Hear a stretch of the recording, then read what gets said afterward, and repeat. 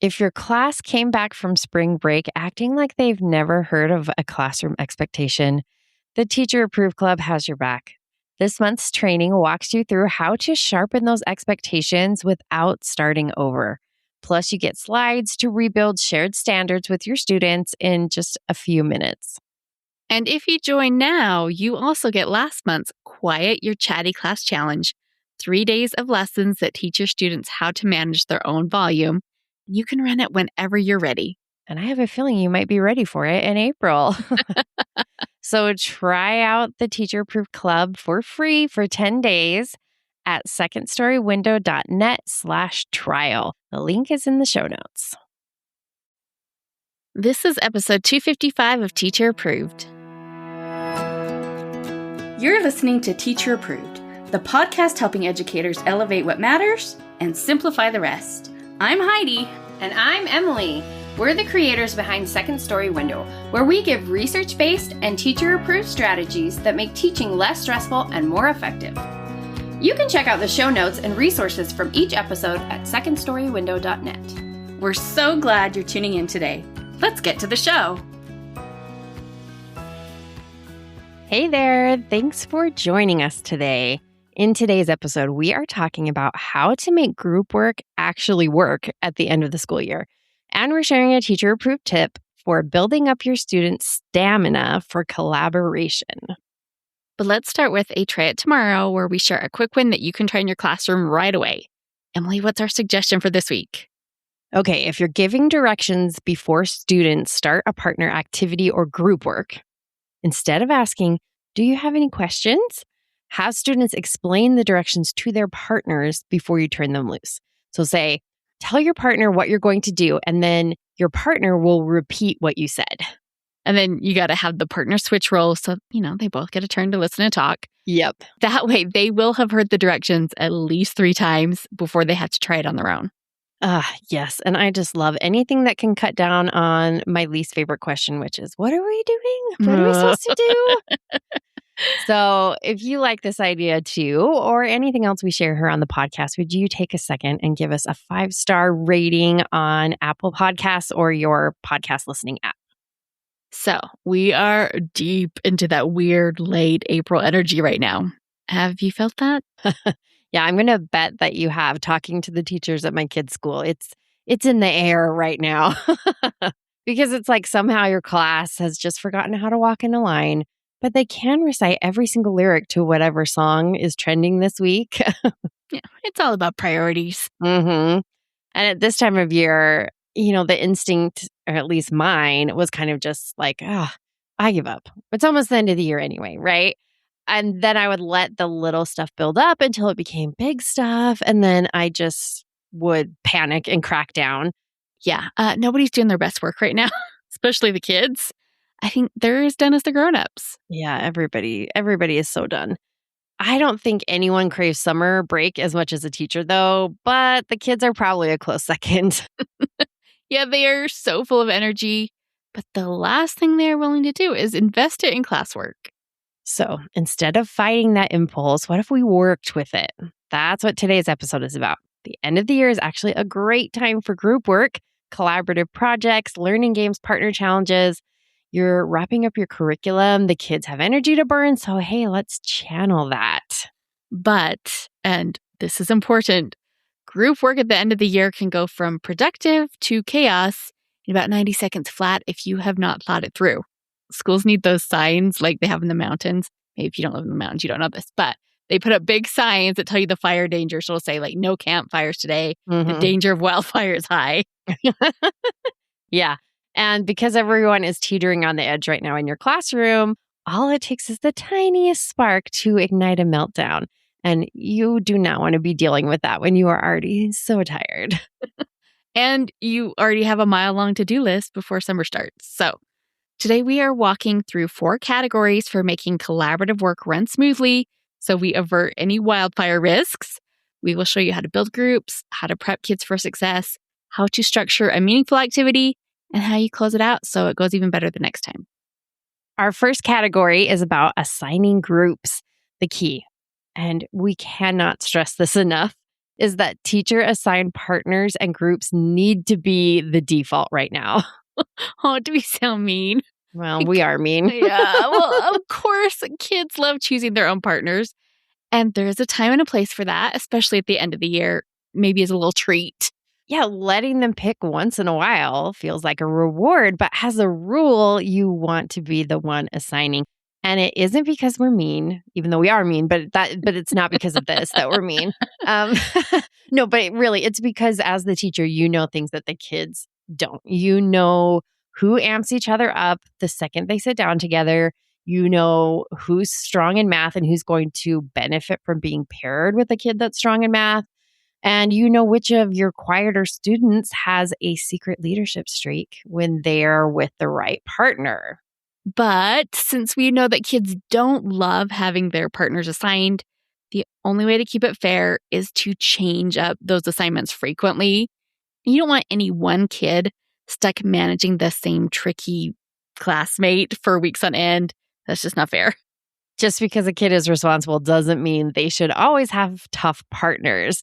I think those of us who grew up hearing we were a joy to have in class spent more than our fair share of time helping manage tricky classmates because our teachers needed the backup. And, sometimes that's what you got to do to get everyone to that 3:00 bell. But it is also true that responsible kids should get a break from having to be the helpers all the time. So here is what I used to do that made this group arrangement so much more manageable. So as I was heading into the end of the year, I would sit down and I would make 4 different group lists ahead of time, like list A, B, C, and D. Each list had different pairings or different groupings. I might need, I would separate them so I'd have lists for pairs and lists for groups. I found that in my class, I really liked groups of 3. I thought that was the sweet spot. If I could make that work, I try not to go larger than that. This is so smart because it means that you don't have to reinvent the wheel every time you want to do a partner activity. If every single collaborative activity requires you to organize a strategically balanced grouping chart from scratch, you're probably just going to want to hand out a worksheet. Yeah, you're never going to want to do it. So I would make all of my lists at once and then I rotate through them. So maybe on Tuesday, if we're doing readers theaters, I grab list A. And then for Tuesday afternoon's math game, list B, Wednesday science partner activities, list C, and then, just rotate through them. And this is great because you're doing the upfront work once, and then for the rest of the year, or at least for a long stretch, you just pull the list you need and go. Exactly. And everybody's needs are accounted for, but the kids are still getting some variety. Okay, so once you've got your groups built, the next category is how you prep kids before the activity starts. And there are really 2 pieces to this. Kids need to know how to behave during the activity, and they need to know what to actually do during the activity. And those are 2 different things, and you need to address both. Yeah, and I think sometimes we blur these together, and then we're surprised when it doesn't go well. So let's start with the behavior piece. By the end of the school year, there's this assumption that kids should just know how to work with a partner. They've been in school for 8 months. They have done group activities before. Shouldn't they have it down by now? And the answer is no. No, they do not have it down. Oh, they do not. In fact, at this point in the year, they've somehow forgotten everything that they ever knew. It probably should be studied. Yeah, it's very remarkable. So just assume nothing and teach the social skill. And we're not talking about like a character ed lesson. We're talking about a quick mini lesson on one specific skill that you know your class needs. Think about what's been going wrong during partner work lately. Maybe it's figuring out who goes first. Why is that always a battle? Or settling disagreements, active listening, speaking kindly when a partner does something that you don't love. Pick one per activity and teach it. The mini lesson formula is really simple. Just name the behavior, model what it looks like, explain why it matters, and then state the consequence if it doesn't happen. And you can do this a couple of ways depending on what feels right. You can teach the social skill first and then say, okay, here's the activity. Remember what we just practiced. Or you can explain the whole activity first. And then right before you send them off, you say, let's review how to disagree respectfully. I'm going to be looking for that today. Yeah, both of those work. So just go with whatever fits your flow. If you can make an anchor chart, great. You can refer back to it next week when you need to go over this skill again. But seriously, don't let that hold you up. Don't make an anchor chart if that is just one more thing to manage. Yeah, anchored charts are nice, but if you don't do it, a 2-minute conversation still gets the job done. Absolutely. Don't let the perfect be the enemy of the good. Yeah, I feel like I have to learn that lesson all the time. Yeah, especially at the end of the school year. The skill mini lesson matters way more than whether it's captured on a piece of chart paper. Okay, so that's the behavior piece. Now the activity steps are different, and those actually do need to be written down. Yeah, this one is non-negotiable if you want to keep the peace.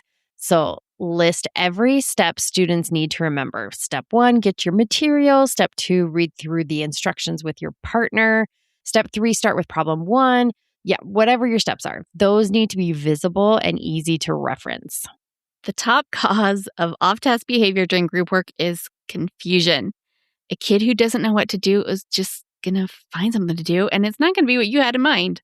Yeah, it's definitely going to involve somebody's eraser and somebody else's pencil and a whole fiasco about who started what. So let's avoid that. Post the steps on the board. And this doesn't have to be an anchor chart either. You can project these on a slide or just write them on the board. But the best version, the version that will save you the most headaches, is an individual list that each student or each group has with them. Yeah, I'm a big believer in the paper in their hand because kids forget to look up at the board somehow. The words are 6 inches tall and they're just invisible to them. But if the steps are right there next to the paper, they're much more likely to glance down and check. So teach the social skill and write out the activity steps. 2 different things, but both are necessary. Now, our third category is how you structure the activity itself. This one starts with a question.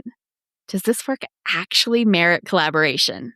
Oh, this is so important because if you're just having kids sit next to each other and fill out the same worksheet, that is not group work.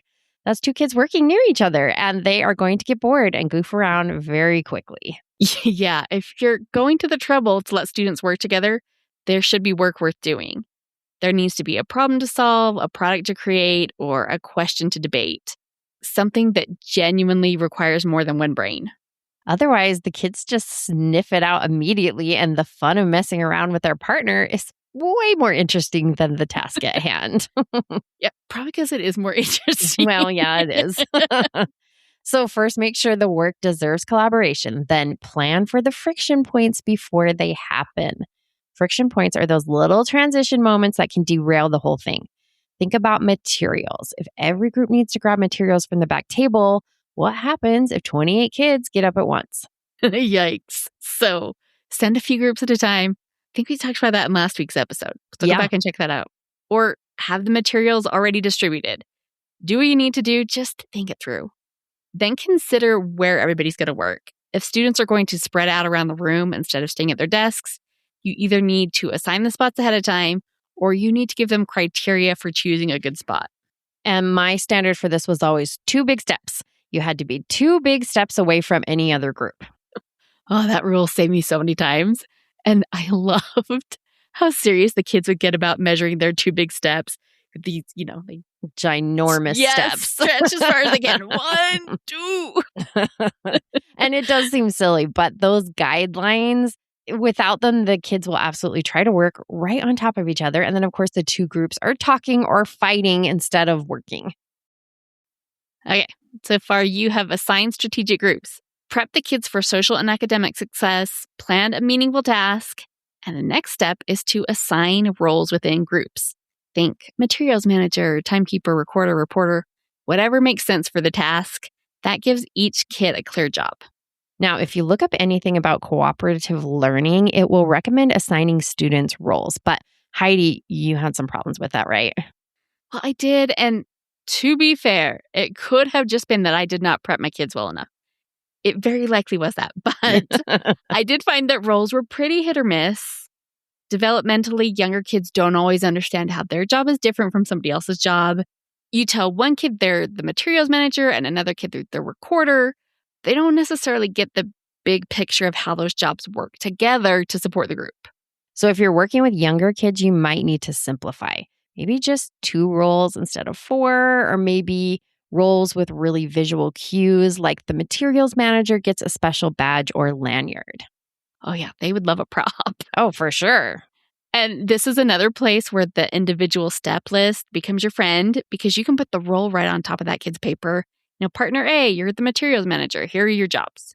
Or if roles aren't working for you, it's okay to skip them. Again, we're not going to let the perfect be the enemy of the good because it is term 4. Yeah, do what you gotta to survive. Okay, now it's time to close out the activity. And this is the one that I think teachers skip the most because by the time you get to the end of a group activity, you just want to get on to the next thing. Which totally makes sense. But a quick debrief at the end is what turns a one-time activity into something that actually gets better over the year. Now, obviously, you are probably wrapping up an activity with a discussion about the learning, but this debrief is not about, what they learned about frogs or multiplication. This debrief is about the partnering. How did working together go? If you want to make sure this is something you can stick with, keep it simple. Pick 2 standard questions that you can use every single time. Plus, that way the kids get used to the format. Try asking, how was someone in your group a good partner today? And what will you remember to do the next time you work with a partner? I like those 2 questions because one is looking back at what worked, which helps students recognize the types of behaviors that are helpful. And the other question is helping them see how they'll put those behaviors into action for themselves. And this check-in should be quick, like 2 minutes. The kids are as eager as you are to get on to the next thing.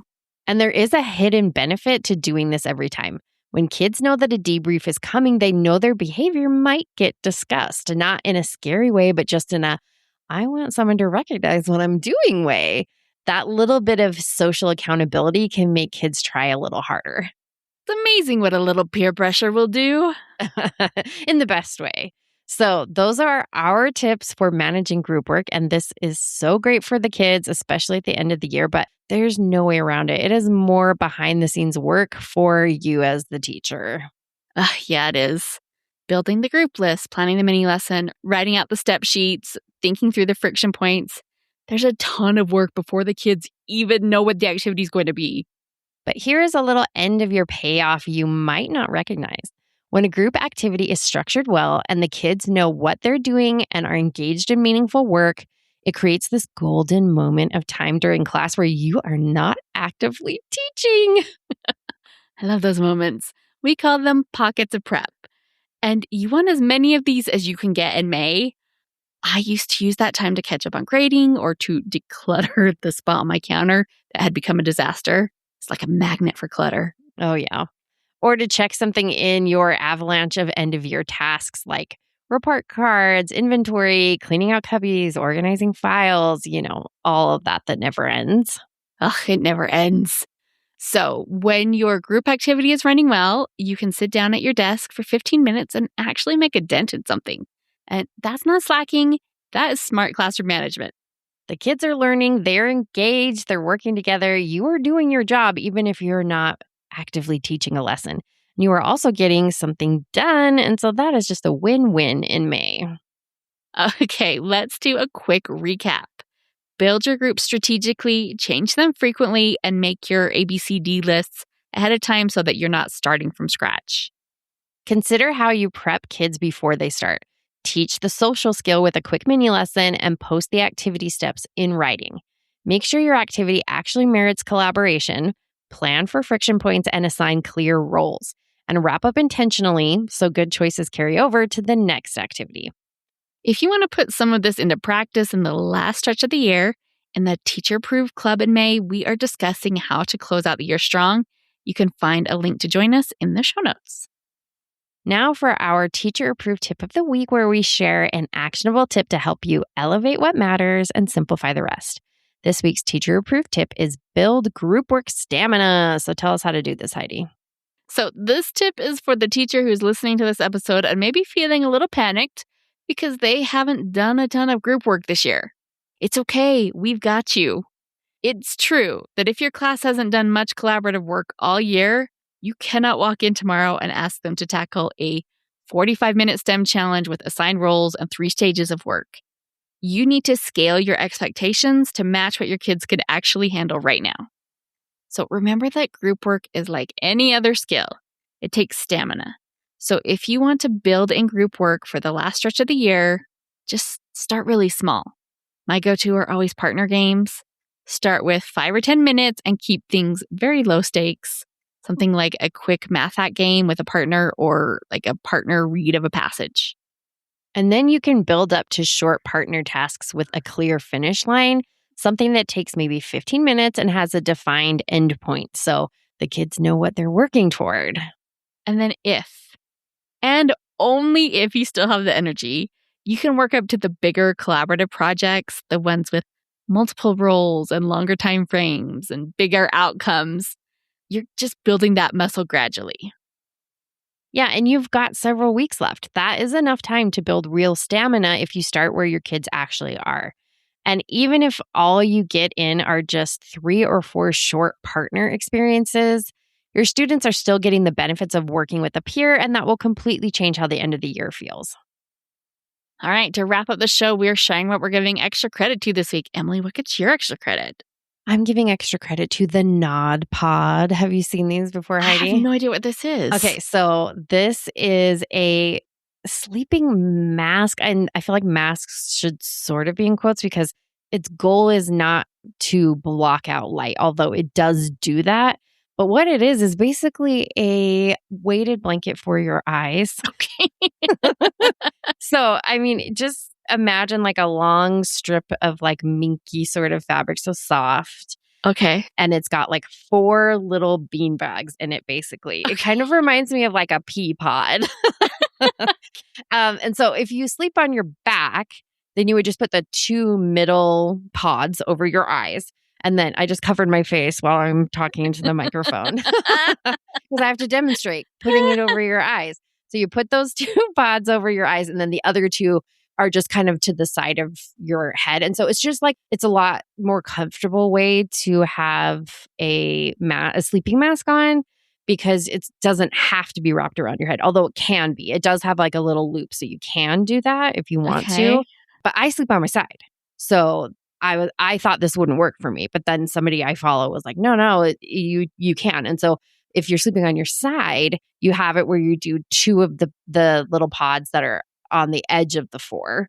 And then the other 2 just go over the side of your head that's face up, basically. And so it just kind of like holds it in place. It's so hard to describe this thing or why it would be appealing. What does it do? So comfortable. Like it's just the softest, most gentle pressure on your eyes, but like not in a way that hurts. It's just so like I feel like I'm getting to sleep so fast. Like I get into bed now and I'm like, ooh, I get to put on my Nod Pod.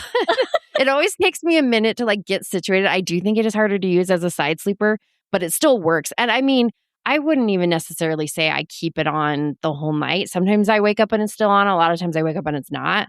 But I think its main benefits is for helping you fall asleep. Like it's just like a weighted blanket, but for your eyes.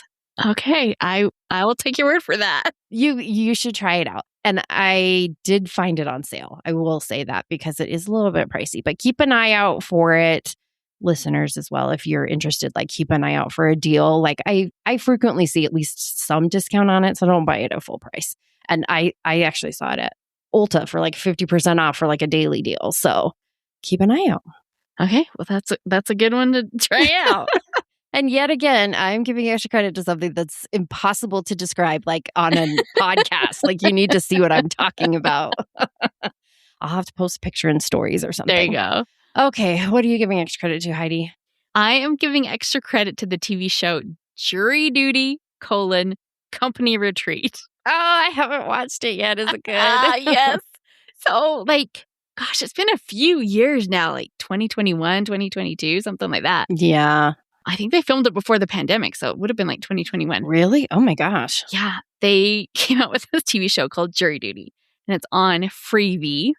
And the premise is they're filming a documentary about jury duty, and all this crazy stuff is going on. But that's because everyone in the show is an actor except for one guy who has no clue what is going on. Mm-hmm. And it was so funny.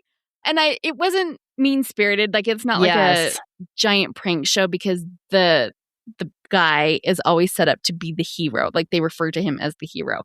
He's the one that's solving the problems. he's the one that's helping everybody. So he's never the butt of the joke. Yes, which I feel like makes a big difference in something like this. So it was so fun. I think it was like 5 or 6 episodes. It was hilarious. I loved it. It was a hoot. And it was just like, well, that's sad that I can never do that again. But they did it. They came back this year with a similar thing. It's company retreat.